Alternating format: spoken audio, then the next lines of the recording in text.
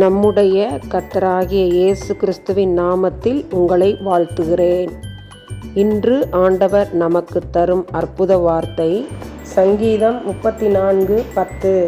கர்த்தரை தேடுகிறவர்களுக்கோ ஒரு நன்மையும் குறைவுபடாது. Psalm 34:10. Those who seek the Lord shall not lack any good thing. அன்பான சகோதர சகோதரிகளே, இக்கட்டான துன்பமான துயரமான நேரங்களில் யாரை தேடுகிறீர்கள்? உலக மனிதர்களையோ, அரசியல்வாதிகளையோ, அன்புக்குரியவர்களையோ, உடன் பிறந்தவர்களையோ, அவர்கள் எனக்கு பணம் கொடுத்து உதவி செய்வார்கள் என்று நம்பி ஏமாந்து கொண்டிருக்கிறீர்களோ? கர்த்தரை தேடுங்கள். கர்த்தருக்கடுத்த காரியங்களில் வாஞ்சையோடு இருங்கள்.